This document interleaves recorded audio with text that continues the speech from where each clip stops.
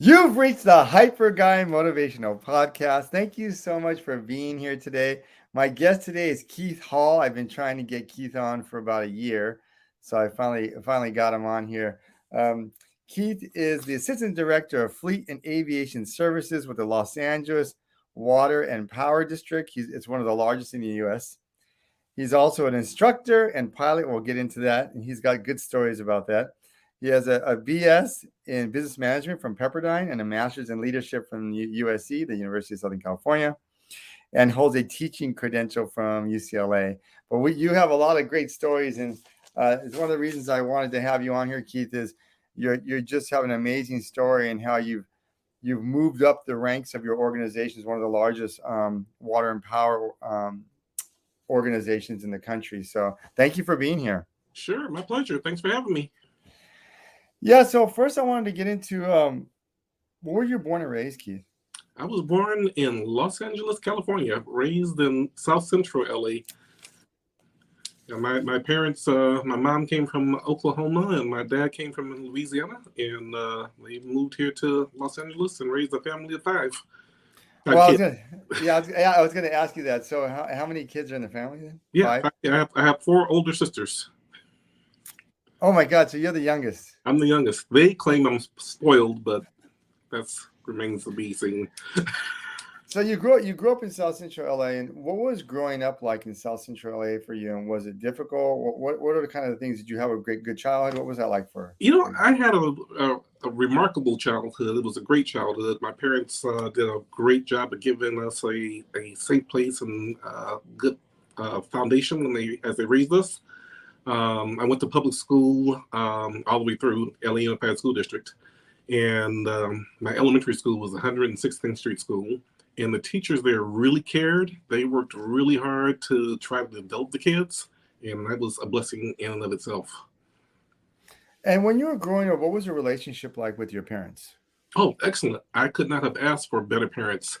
One of the things that I tell folks that my parents did, my mother, she actually would go down to the school and find out what textbooks they were going to be using. Before I went to kindergarten, she actually went out and bought the Dick and Jane readers. And I was reading before I got to kindergarten. When I got there, it was super easy for me because I'd already read all that material. They were both very good. Both parents were very good about being consistent and also about teaching you critical thinking skills. When you ask questions, they didn't just give you the answers. They helped you get to the answer. So, like give me an example of that. Well, asking a question, I don't know, but I'll give you an example. One thing that occurred to me, I remember we were going to a trip to go fishing. My father and I were going to go fishing, and I was in elementary school, and my dad asked me to calculate the fuel mileage. And I'm like, okay, well, yeah, I guess this does lend itself well. I'm like, okay, how do you do that? And he says, well, you got to know how many miles you're driving, right? Yeah, okay. Well, you got to know how many gallons of gas you're going to burn. So how do you do that? And kind of worked me through that. So it gave us a lot of opportunities to do those kinds of exercises in real life conditions. So what did your mom and dad do growing up? My mother was an eligibility worker for LA County Department of Public Social Services, and my father was an auto repair technician. He actually was the first journeyman mechanic that was Black that went to work for LA County. Wow, that's amazing. And did he work on cars and stuff at home? Were you mechanical when you were growing up? I always was inquisitive. He didn't really work on cars too much at home, but I was always inquisitive. I would always take stuff apart to see how it worked. And I guess as I got older, he would show me how to do a lot of things to cars. He ended up teaching part-time at Compton College himself, teaching auto repair. He was teaching on Saturdays, and he would take me with him down to Compton College when I was 12, 13, 14 years of age, and let me kind of sit in on the classes. And what was your relationship like with your sisters? Oh, great. I have great sisters, very supportive. We're close. We have a sibling thread. We all talk to each other by text every day. And we're kind of ruthless with the jokes, but a lot of love there and a lot of support for each other. So when you were growing up, who were your role models? Did you have any role models when you were growing up? It's funny you should ask that. I remember, again, going back to elementary school, having to write an essay about who your role models were. And I chose my parents. And a lot of kids chose athletes. And I thought that was strange. Like, why wouldn't your parents be your role models? But as I look back, I realized how lucky I was to have such great role models. And why do you think they were such great role models to you? When you look back on in time, why do you think they were such good role They were models? good for a number of reasons. They were married 40 some odd years before my mother passed away. And all five of us kids, we never heard a raised voice between them, never heard any profanity. They modeled what I guess you could say good citizenship was, but they modeled how to have a good relationship. They were fair. They would listen. Um, they were firm. Um, Growing up today, I think is very different than what I grew up in. When I would challenge a parent about, well, why do I have to do X, Y, and Z? The answer was because I said so. There was no debate about it. But yeah, they taught us what it was to have integrity, to be decent people, to treat others with kindness, that kind of thing. And what kind of stuff did you do when you were growing up? Were you into sports, or what are the other extracurricular activities, I guess, were you? I used to love to go fishing with my father. We did that pretty routinely. We go on family trips to, like say, Yosemite, some of the local lakes around town. I was also into photography. I did a lot of black and white photography with actually taking the pictures, developing the negatives, and making the prints. That was a lot of fun. Do you still interact and do a lot of these things with your parents now?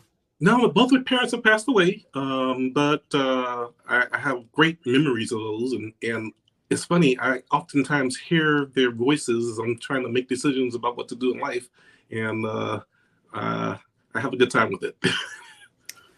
And when you were growing up, did you have good grades? And did you kind of know when you were growing up what you wanted to do growing up, or did you have any idea at all in what direction you would go? I didn't really know what I wanted to do growing up. I had good grades, kindergarten through junior high school, mostly A's and a few B's here and there. And when I got to high school, I got lazy. I ended up with average grades, and I could have done better. I just wasn't really motivated to do better. I certainly knew I needed to do well enough to graduate, and I accomplished that. And in some classes, I got A's, but I just wasn't putting forth the effort I should have. When my father opened his own auto repair shop, I told him, "Hey, Dad, I want to come down there with you and do the books and kind of be the accountant for the business." He said, "Sure, come on down." And that first Saturday on the job, he actually had me doing brakes on a car. And I started off thinking, this is not the books. This is not what I had in mind.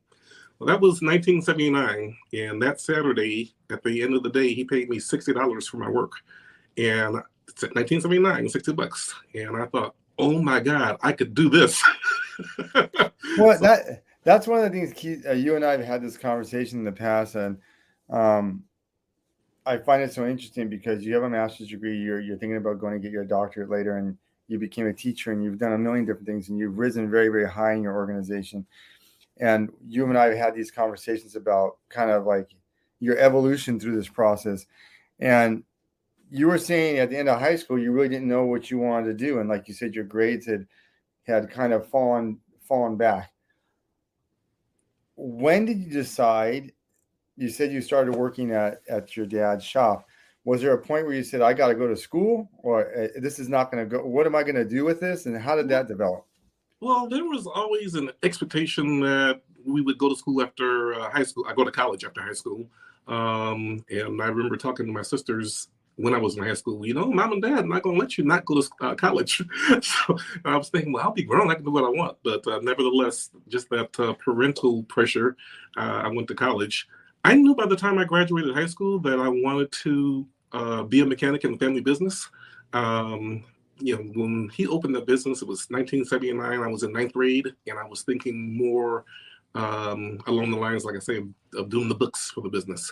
Once I actually started working on vehicles, it was fun. So by the time I graduated high school, that was what I wanted to do. And as soon as I graduated, I was working full time in Hall's Garage, the family business. Went to Compton College right away. The first several courses I took, the first 21 units, were all in auto repair. And then slowly but surely, I got the general ed stuff done. Took me probably 4, maybe 5 years to get that done, but finally got that done. And then you went and you got your bachelor's. Did you get that at the same time as you were working at your family shop, or how did No, that happen? no, I did the bachelor's much later. As a friend of mine says, I was a late bloomer. I got the associate's degree late 80s, 88, I think 87, somewhere in there. Continued to work in a Hall's Garage, did that for a number of years. I started working at the city of Los Angeles as an equipment mechanic in 1996. Well, Um, so why'd you make that? Why'd you make that transition? Were you happy working your dad's shop, or you just said, "I got to do something else"? Or how did this all happen? that's a great question. So there were a few things that influenced that decision. One of the things was that I was, my father finally retired. I took over the business and ran the business. I realized I was handling a lot of money. As cars would come in, customers would come in.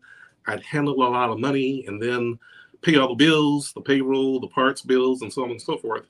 And then I'd look at what I had left over, which was certainly enough to make a living. It's like, man, I'm working 6 days a week and really hard.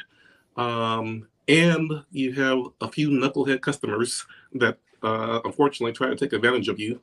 These are customers that you you didn't have a relationship with. There was somebody that was referred to the shop. You saw them the first time, and you repair their headlight, and they come back the next week. My transmission not working. It's your fault. So I kind of looked at all that and thought, my dad having worked in civil service for 25 years of his career seemed like a good move, and I ultimately applied with the city of LA, got a job. I actually pulled my father out of retirement and asked him, like, hey, can you come down and run the business for a while and let me see if I like this? And he was gracious enough to do that. And I worked for the city for at least a year, maybe a year and a half. And then I said, yeah, this works. My stress level just went down because I had resources at the city that I didn't have at Hall's Garage. I had to do everything myself. I was the So, mechanic, I was the manager, I was the personnel director, the accountant. so you So, base so I okay. So let me get this right. You basically ran the shop by yourself when so you basically started working with your dad, correct. and then eventually your dad Retired, retired, took over. oh, so you were doing everything from the beginning to the Yes, end. yes. Wow, that's rough. And how did you like when you first did it? That's a significant challenge. Was it difficult to run a business by yourself? You were so young at the time, having a business at that age. What kind of stresses and what did it teach you, I guess? You know, I wouldn't say it was difficult in the sense that I recognized it at the time. I remember my sister Lauren, who moved to Phoenix. She came and visited one day. She came into town. She stopped by the shop to say hi. And I was running around answering the phone, talking to customers, just doing the stuff I routinely do. And she mentioned to me, wow, you're really busy. I had never thought about it. I was just in the forest and was really busy. Probably the one gift that Hall's Garage gave me that has really been tremendous to me to this day is that I learned to become a very good judge of character, of a person's character very quickly. Um, that's been helpful. If someone walks in, they sit down, they talk to me, I can tell if their heart's in the right place or not. And how can you do that? How can you tell? Like, what kind of skills do you think you develop where you can figure that out? I guess I easily recognize that someone's being genuine, and I don't know that I can describe any particular thing that I'm looking for, body language, tone, but just in talking to them, it's like, okay, this person is genuine. So let me ask you this, and this is before I get on to your other part of your career. What was the most difficult kind of job wise? What was the most common problem people came in with their cars? Um, there wasn't the most common problem with cars. It wasn't that there was any one particular thing that would fail all the time. I felt bad for customers that had the wrong model car that needed a lot of maintenance. The other thing I've always felt bad about was when somebody would call me up and say, hey, somebody stole my battery out my car or they broke a window and here I am repairing it and having to charge them for it, but they just had this bad luck. But, outside of that, there wasn't any particular trend. I will say that I really appreciated the friendships I developed, the relationships I developed with my customers. That was probably the hardest part about walking away from Hall's Garage. But it So was, did you finally sell it, and is it still there? I finally sold it. It is still there. Sold it to, there was a trucking company across the street. Sold it to that guy. He needed some more space for his trucks. And actually, I don't talk to him that often, but I did talk to him probably about 6 months ago. So he's doing well. Oh, that's amazing. That's amazing. So you moved over to LA, and then what was your first position? Because, and part of the reason that I it's just an amazing story because you really did start from the bottom. You started at LA, um, Water and Power. You started at the bottom, and you didn't even have a degree. And so, where did you first start, and what was that like for you? So when I started with the city of LA, I started with the Department of Recreation and Parks. They had 6 what they call turf shops. Now, mind you, I was a journeyman auto repair technician working on cars and trucks. And I went down and interviewed. My mom's funny. I remember telling her I was going to go interview with the city of LA, and she says, "Go down there and pretend like you're intelligent." Now, let me put that in context. My mother told us about kids day in and day out. You guys are so smart. You're the brightest people. You can do anything you want to do. We heard that over and over so often that we actually believed it. So for her to tell me that and tease me, it was a good laugh. But I did go down there and pretend to be intelligent, and they actually hired me. Came in as an equipment mechanic. That's what most people would call auto repair technician or auto mechanic. Started working on turf equipment. And it was interesting because it was everything from literally chainsaws to walk behind lawnmowers like you would have at home to riding equipment, cement mixers, big riding lawnmowers, all kinds of equipment. Stuff that I hadn't worked on in Hall's Garage. I was working on cars and trucks. Did that for, I think it was about 4 years I was at Rec and Parks. And it was interesting because people told me, "Oh, you got to leave here and go to another department. You can never promote here.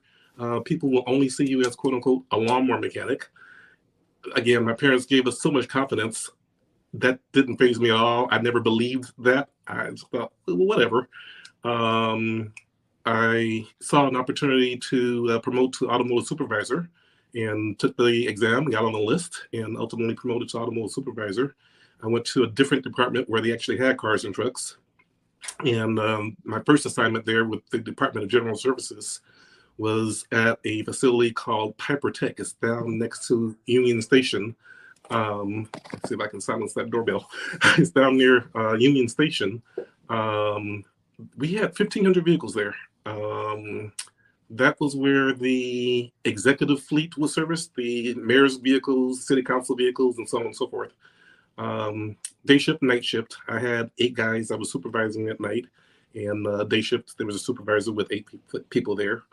It was a great job. I did that for 1 year at night, and then I moved over to a position opened up at what we call the Central Service Yard, which is near the Griffith Park area. Actually, it's technically in Griffith Park.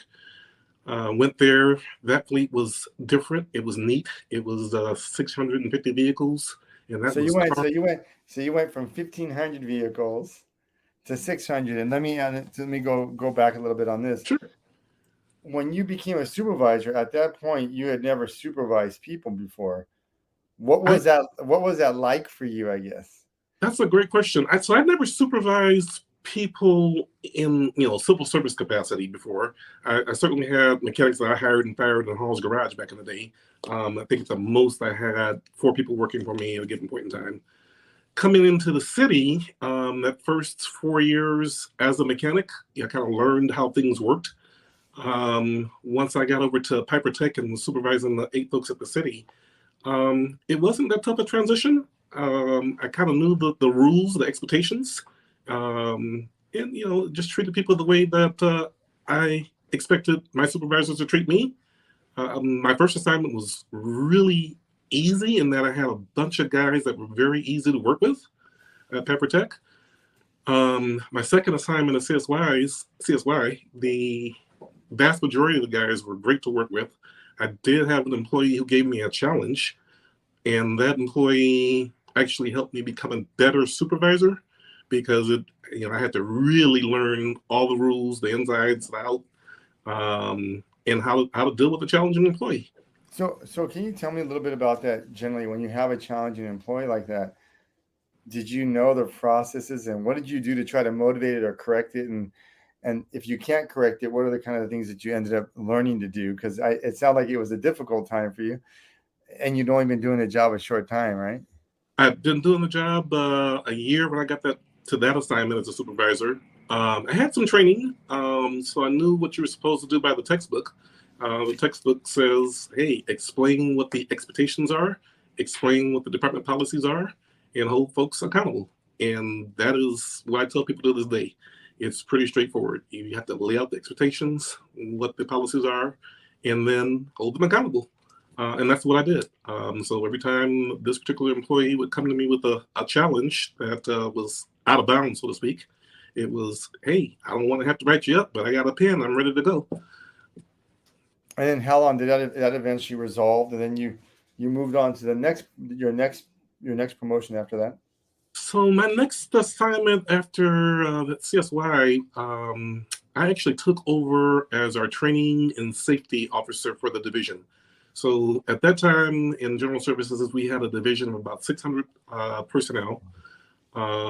We had 11,000 vehicles that we serviced at that time, and I had a So wait a minute. This is for the city of LA.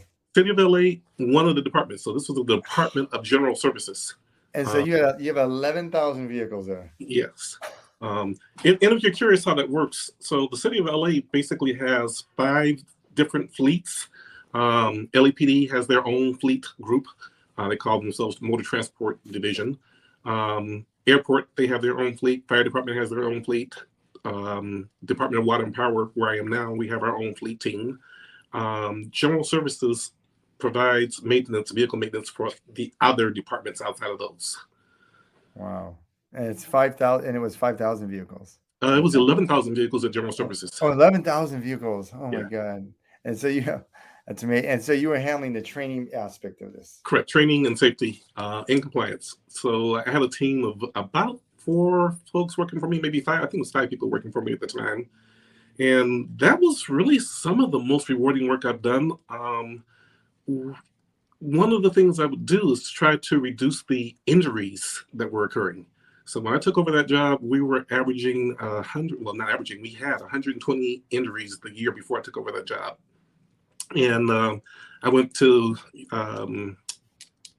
University of California at San Diego. Took Cal OSHA classes. Learned how to help people be safer in the workplace.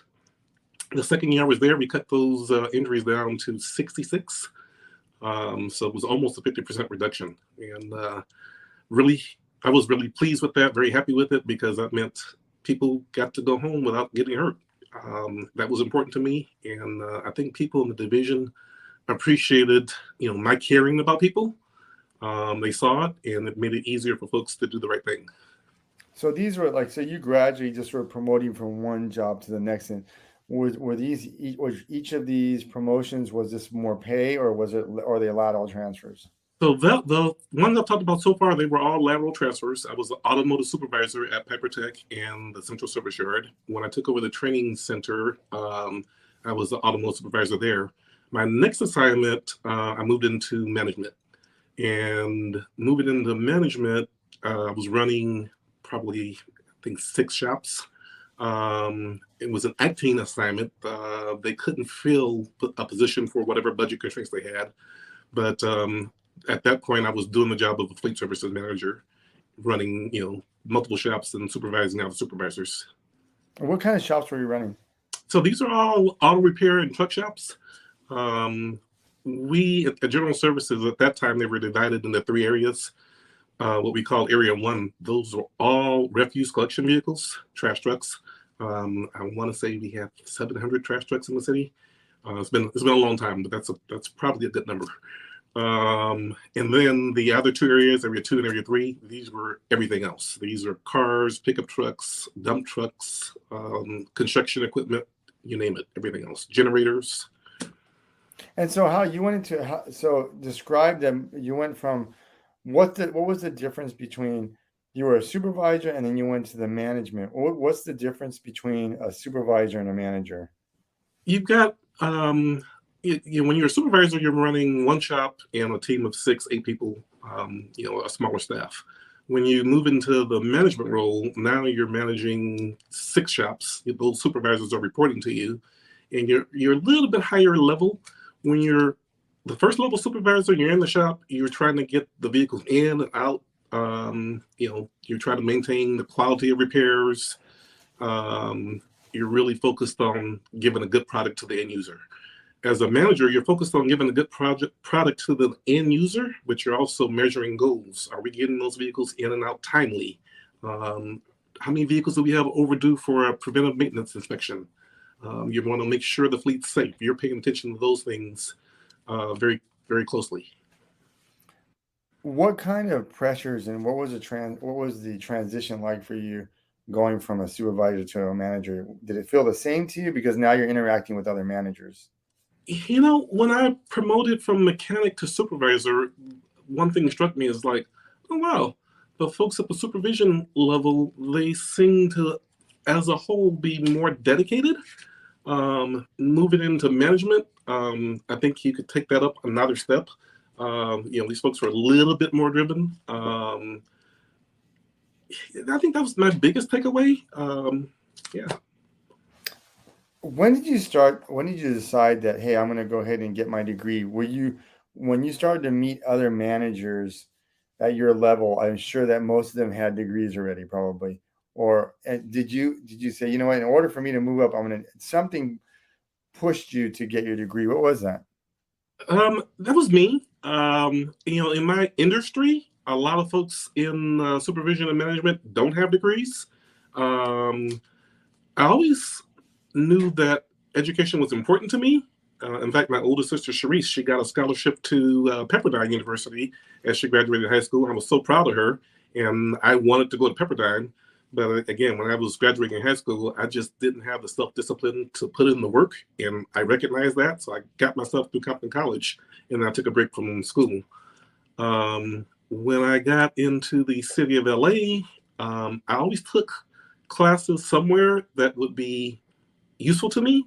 Went to UCLA, got the teaching credential. Again, UCSD, and got a certificate in occupational health and safety because that's what I was doing. And then, just maturing through life, I recognized that I really wanted to go back and get that bachelor's degree. It felt like something unaccomplished. And when I got over here to the Department of Water and Power, I went back to Pepperdine. And I shouldn't say back to, but I enrolled in Pepperdine, got the bachelor's degree. I think it was no more than 2 years to get that done. And I believe I took a year off. And then I applied to USC for the Master's in Leadership program and was accepted. So you were working. So you went over. When did you move over to Water and Power? That's been about 9 years ago. And what position was that?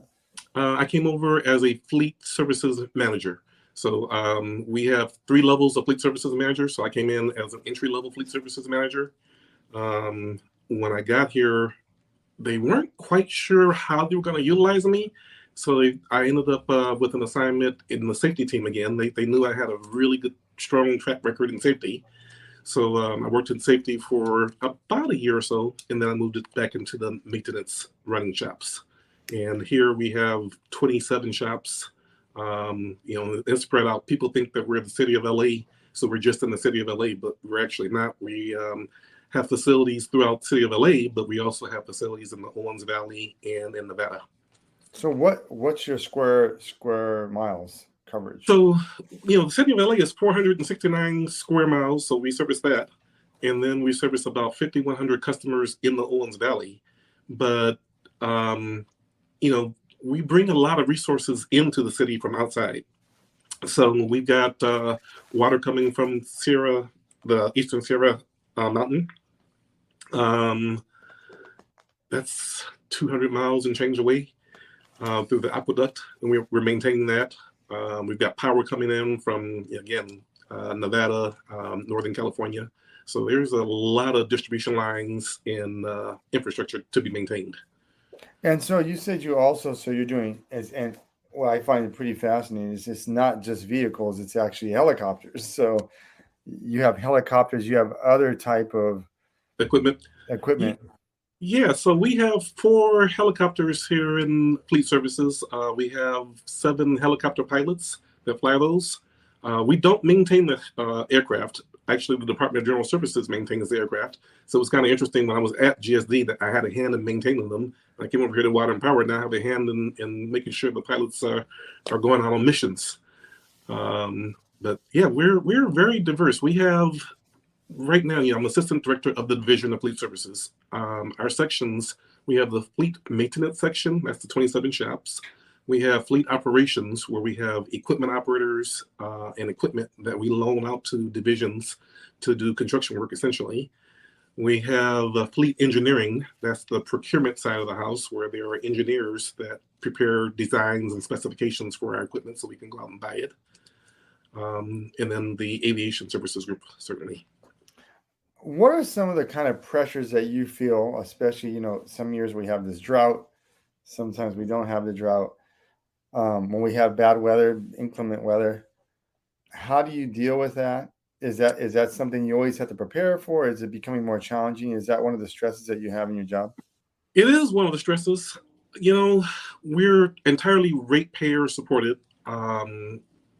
So for all of us managers, we're always thinking about the best value for the ratepayer and reliability for the people that use our services. That reliability is right there at the top of our list, along with safety.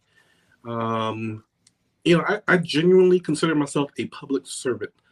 I want folks to have running water and electricity. And the way that happens is with support from our group. So when somebody calls me from the division and I've gotten this call and they say, hey, we've got a flood going on in the Owens Valley because there's a lot of snow melting off of the mountain, I'm sending them resources. I'm trying to figure out how to get them there quickly, safely, efficiently, and making sure they have everything they need. I've gotten calls in the middle of the night. Hey, the power went off in this neighborhood and we need some resources here. And I've had to make those phone calls to dispatch teams out there to help with that. So how does that happen? Like when I'm up in the Bay Area, we have a lot. We have PG&E, and PG&E's has some significant problems because of the fires and flooding, and so sometimes power goes out, and there's a lot of issues, especially because there's a lack of water in lots of places in California. How do you manage all those things? Has there ever been a time where you're kind of multitasking and having to do maintenance as well as having maybe 4, 5, 6 emergencies happening at one time? That's not uncommon. Yeah, we're managing that. When PG is a great example, when a fire breaks out up north, we do mutual aid support. So we'll send, that's not my group, but the department will send, they're called electric distribution mechanics to go help. They used to be called linemen, but they'll send these folks out to go help. They'll send out a couple of crews or whatever they need to help them. My division will send mechanics to go out and help make sure those trucks continue to run in the field. We'll send fuel trucks out there and we will fuel vehicles in the field. So yeah, it's not uncommon for us to be responding to an emergency and we're still focusing on keeping the rest of our infrastructure running. Yeah, it seems like it's got to be a lot of pressure, especially when it's fire season and then when you're having a lot of some serious rain issues going on. It's got to be a lot of pressure on everybody to maintain those services. What do you do to manage your own stress in the job? I think for me, one of the things I do is I recognize that you can only do what you can do. Um, I'm very driven. Folks tell me, Keith, you're very reasonable in your ask, but you expect your asks to be met. Um, Managing that stress is recognizing that it's there, talking to my colleagues about it, venting, but also recognizing that you can only do what you can do with the resources you have, but make sure that you utilize all the resources you have. So how do you make sure that you utilize your resources you have? I mean, you've moved up in your organization because obviously you're a very organized person. You were running your own business. what kind of recommendations would you give to somebody if they say, hey, you know what, I'm not that organized of a person, but I'm very motivated? What would you recommend someone if they want to grow an organization like yourself? I guess I don't take no for an answer. I have a vision. I will take a look at what exists and figure out how to improve it, and develop that vision, and then get others to share in the vision. And it's not uncommon for folks to tell you, well, we can't do that because. Okay, well, let's find out a way that we can do it. That's always been my drive. We can get there. There has to be a way to get there. I like what you just said. You said we got to find a way to get there. How do you push through those kind of things? Do you get people together in a big group, and do you make sure everybody has inputs, or do you just make the decisions yourself? How do you process this? No, what I found to be most effective is, you know, you and I had a professor, Dr. Geffner, who said the knowledge is in the room. Um, I have always made decisions utilizing the knowledge in the room. I've always reached out to folks to say, hey, this is what needs to happen, and this is why it needs to happen. Now, how do we get there? What's your input? You got a lot of great ideas. I encourage folks, it's not uncommon for me to sit down a number of people in a room, close the door, and just brainstorm, write out ideas on a whiteboard, and good, bad. You have to create a safe space and make sure everybody knows, look, there's no bad idea. We're going to put stuff on the board that we know is bad. Put it up there anyway. And creating that safe space, people put stuff up that you wouldn't necessarily consider. And you get some great answers out of that. Once you kind of know where you want to go, then you got to grease the skid, so to speak. You've got to reach out to the folks that can make it happen and start talking to them, getting some buy-in, getting some support. Some people are going to tell you no. We'll go to the folks that are going to tell you yes, and get the yes people in the room along with you, and then get the no people in there, and you can build a consensus and you can get there. Yeah, I really like that. So how do you get the no people on board? What are kind of some of the things that you've done in the past for that? Show them a pathway. Again, you get enough people, in my case, from different divisions, not different experts, and you sit down and collectively everyone's saying, well, if we do this, this can work. If we do this other thing, this can work. This can help get us there. And eventually somebody that had concerns that thought it couldn't be done, they'll come online. They'll come on board.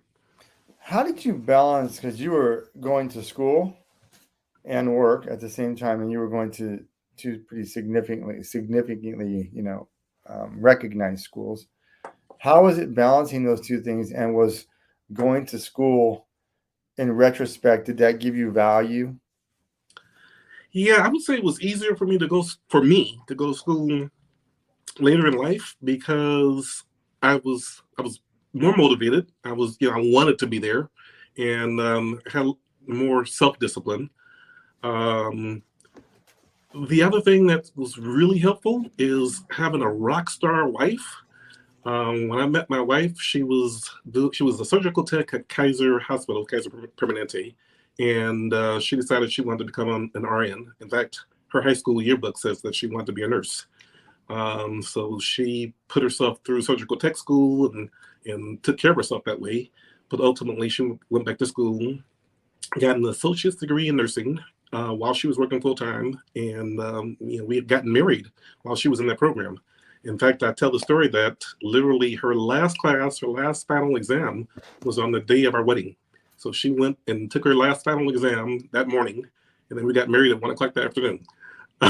So for her, as she went through her career, she went on to get her bachelor's, master's, and doctoral degree in nursing, all while working full time. And I thought, wow, man, she can do that. I can do that. And what was that like for you, and what was it like for her, really? I mean, was it difficult for you guys to balance this, school and I work? don't know that it was too difficult. Obviously, we certainly have a lot of love for each other and a lot of mutual respect. I helped her with some of her assignments that she'd write out essays, whatever, and I proofread them for her. And she did the same for me. So yeah, we understood what our goals were, and we just supported each other. It just kind of came naturally. Did the skills that you picked up in school, have they helped you at all in your organization? And what kind of skills did you learn that you were able to apply to work? Absolutely. I think the best program I ever did was the EML program at USC. We started out getting to know ourselves, our strengths, our weaknesses. Um, there were so many things that I took away from that program that I apply every day. Something as simple as I am trying still to this day to remove the word but from my vocabulary. Well, we could do XYZ, but. Or if someone's telling me something, saying back to them, oh, yeah, I hear you. That's a good idea. But once you say but, that negates what they were saying. And I'm much better at that piece today. But I should say, and in addition to that, things I took away from that program, just being a better listener. I tend to be a very let's get to the point kind of person, in part because you only have very limited time. You're getting pulled in 1,000 different directions. And I have to consciously think, give this person a chance to get their full thought out, let them be heard. That's important that they be heard. Just any number of things like that I'm able to apply every day. I want to definitely get into this portion of it. We talked about this previously. How do you motivate the men and women in your group to reach a goal? Is there any advice you'd give anybody out there and regarding that issue? Yeah, so I'll reflect back to the very first semester I spent at Pepperdine in the business program. I had a professor, Dr. Green, and she, her PhD was in organizational behavior. And she says, you can't motivate anybody. She says, some of you guys are here because you're getting tuition reimbursement or you got a scholarship or whatever. And you would think, well, that was your motivation. It's not your motivation. You still have to make a choice to come in here and put in these hours and do the time. And she's right. As you kind of read through literature, we think money's a motivator, but not really. So what I've found in my experience, the motivating thing for people is for leaders to have a vision, to share that vision, and to explain why it's important, and to try to encourage people to share that vision with you, and then they are motivated to be part of that movement, part of that vision. How do you deal with somebody, and this happens in every organizations, how do you deal with people that are the Debbie Downers, the ones that they're intransigent, they just want to sit in one position and they don't want to be motivated to improve, they're very just happy with the status quo? How do you deal with how do you motivate those kind of employees? Well, so the two things. Before I get to that employee, sometimes as a manager, you get handed the team you get handed. But before I am at that point, oftentimes I'm hiring folks. You got to hire good people. You got to be careful to hire good people. Easier, I wish I could find this video. I've been looking for it. There's this thing that talks about sometimes people are ducks, not eagles. You can't teach a duck to soar like an eagle. So hire eagles. That's a good place to start. Once you got a team in place, your team is your team. And if you have somebody who's underperforming, who's a Debbie Downer, you got to go back to your policies and your expectations. This is a clear goal that I have set for you. This is when I expect it to be done. And you hold them accountable. You check in on them, you follow up with them. I'm kind of a hands-off manager. When I give somebody an assignment, I just tell them, this is what I want done, and this is what I want it done by. They can get there pretty much however they get there. I give them the autonomy to get there on their own, whatever works for them, as long as they get it done.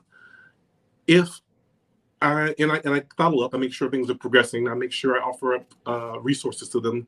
Hey, tell me if you need anything, if you're having any challenges, I'm checking in. If that person proves that they can't work independently, then they need more supervision. And that's what I do. And how do you hire eagles? I think everybody that's the I think that like you said, I've had the experience. A lot of managers are very, very motivated, but sometimes I've been on management teams where they're just not motivated. They just want to finish their career out and just kind of do the minimum. How do you hire and how do you find those eagles? A couple of things. One is word of mouth. Your reputation oftentimes precedes you before you walk into the room. So you have a pretty good, or sometimes you have a pretty good idea of what you're getting before they come in. But even if you don't know that person, as you're kind of going over their work history and their resume in an interview, I'll go back to Hall's Garage. You can get a pretty good feel for the character. At least I can. But I also look for red flags. I look for inconsistencies. Are they changing jobs a lot? It's not uncommon for people to change jobs, and especially if they're promoting, it makes perfect sense to me. But if they're changing jobs and they're moving to lateral jobs a lot, that's a flag for me. It's not a deal breaker, but it's a flag. Why are you moving to all these different sections? Are you running from something? So I'm just paying attention to those kinds of things. The other thing is that people, when they walk into interviews, obviously they want to present themselves in the most favorable light. People will sometimes claim credit for things that they haven't done. People who have done the work, they can tell you the details.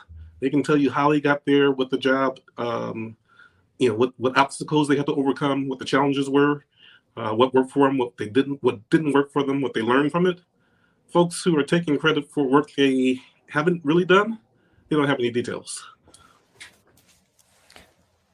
How do you reward success when somebody's doing well? How do you reward that? Kind of, we've all heard the platinum rule: doing to others as you want them to do to you. I like the, did I say platinum rule? The golden rule. The golden rule: doing to others. The platinum rule is the one that I like: do unto others as they wish to be done.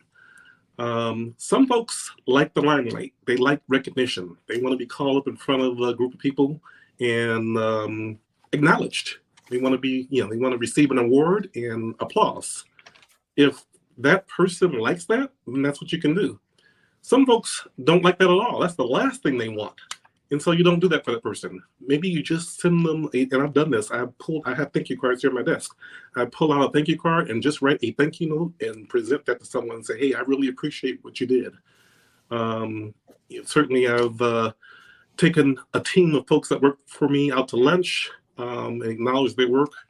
I've done offsite meetings where we sat down and went over all things that we've done well, things that we could do better at, but always acknowledging the work that they put forth.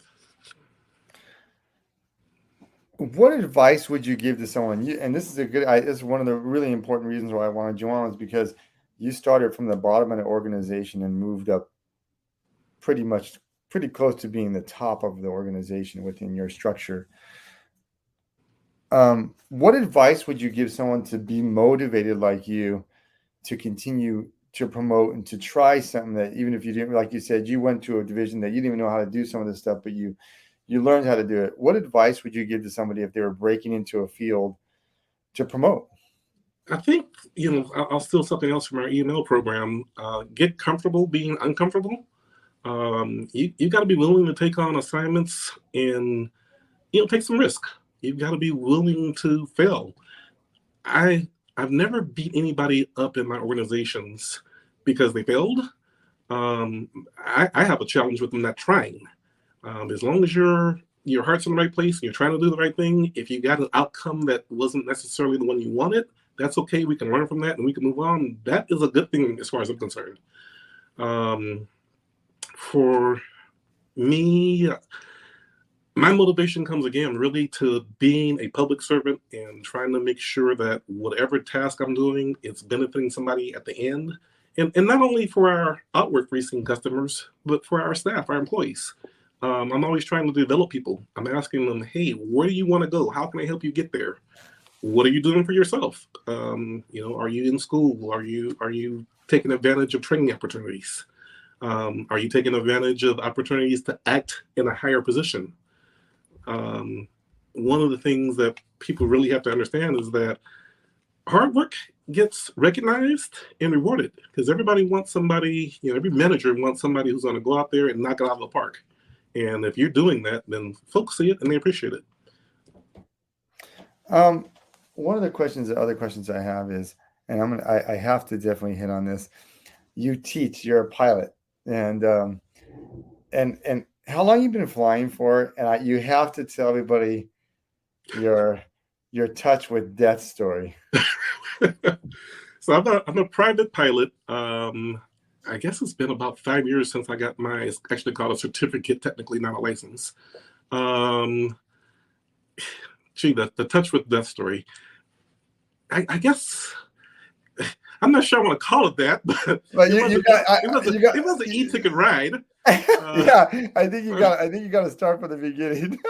Yeah. So my wife and I were going to just do a Saturday trip to Santa Barbara to go have lunch in Santa Barbara in our plane. It's a little six-seater plane, and we keep it at Van Nuys. So we drive up to Van Nuys. She's a princess, so she sat and waited for me to pre-flight the plane while I went over everything. So I'm doing my pre-flight, and it's not uncommon for an engine to burn oil. It was down about a quart of oil. I topped it off. Everything was good there. I was missing a couple of screws on the outside of the body, what folks would call the hood. And I actually drove up to Home Depot, bought screws, put those screws in to make sure the plane was in tip-top. I was really happy with the pre-flight. So to cut to the chase, I pull up to the runway, get clearance to take off. I take off.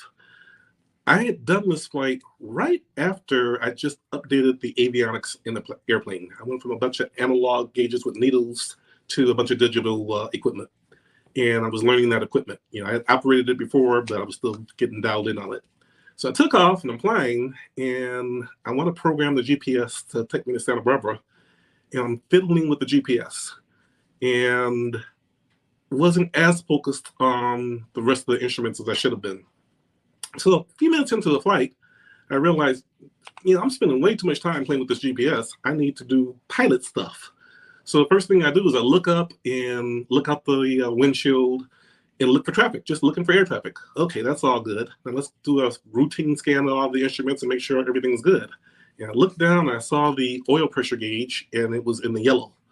And I thought, oh, that's not good. My first thing was disbelief, because I knew I checked the oil and done a good pre-flight. But I'm like, well, I'm not going to risk that, the gauge is lying to me. So I radioed the air traffic controller and said I'm turning back to Van Nuys. I had only been in the air about, at the most, 4 minutes, 5 minutes. And when I radioed the air traffic controller, as you can tell, I talk fast anyway, but I radioed the air traffic controller and set my call sign, and I heard myself through the headset, and I thought, relax, the plane's flying, it's not making any noise, calm down, fly the plane, do what you're trained to do. So I calmed down, made a conscious choice to do that, and returned to the airport. As I'm flying back to the airport, I got on final. When you're on final in a plane, you can probably reach the airport even if the engine quits. So just for me to get on to that final glide down to the runway, it was a sigh of relief at that point. And then the engine started to knock. I had actually lost oil pressure, and the engine was starting to knock. But I got on down to the runway, and I can tell you to this day that was the best landing I've ever had, the smoothest landing, because I was focused on, we're going to make this one count. You can't do a go around.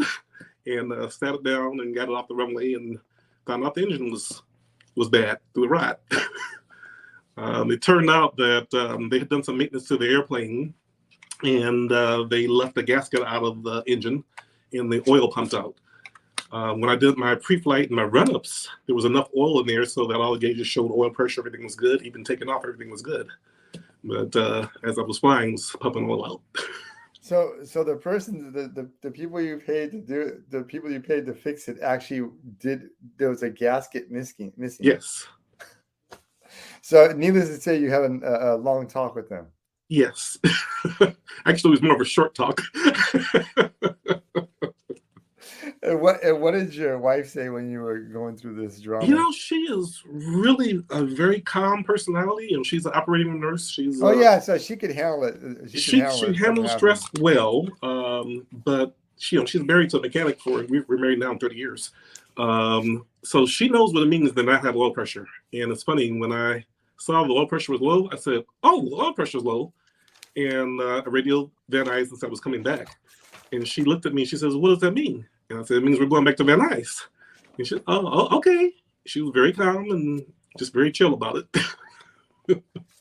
That's amazing story. Yeah, that's I definitely, and I know you teach it. So, I mean, you handled that like a champion, just like every other portion, every other part of your life. Um, if I was to ask you, what advice would the older version of Keith give the younger version of Keith? If you could go and give yourself advice, what would that be? Probably take more risk. To this day, I'm risk adverse, but I take risk. I think when I was younger, I was more risk adverse. I think maturing has made me realize it's okay to take risk and fail. You just have to try to set yourself up with a winning hand. Do everything you can to kind of stack the cards in your favor. And if it doesn't work out, then you know that you did your best.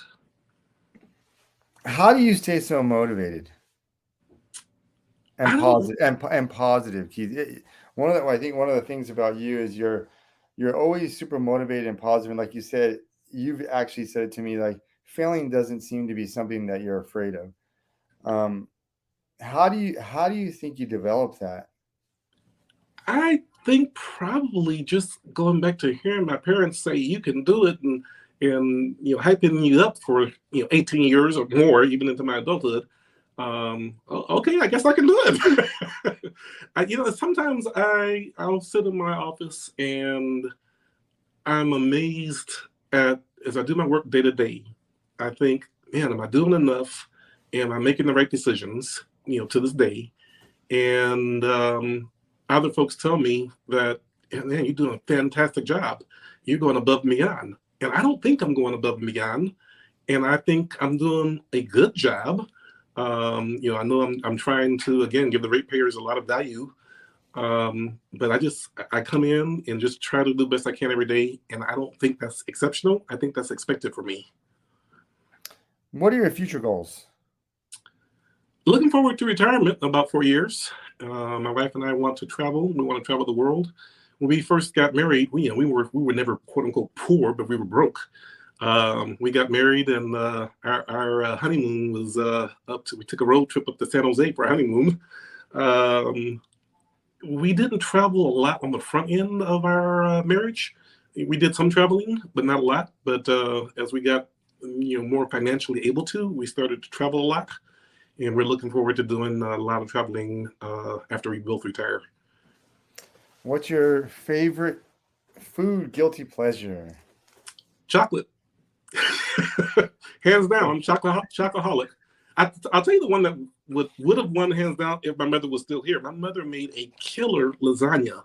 And everybody who's ever had her lasagna has always said, "Oh man, that's the best lasagna I've ever had." Us kids, we've tried to replicate it, and we do an okay job, but hands down, she had the best lasagna. Since I can't get it from mom anymore, I'm gonna have to default to chocolate. Favorite movie? Casablanca. Why? Maybe I'm not a black and white film kind of guy, but maybe because it's black and white, and I like the storyline. It's just a great storyline, a good feel-good story. Who is the one Marvel character that's most like you? The Marvel characters? I don't even know who the Marvel characters are. I just don't know the characters are. I know Superman's not a Marvel character, but probably Superman would be a that's okay. character. A lot of people like DC, a lot of DC comics. What's your favorite music?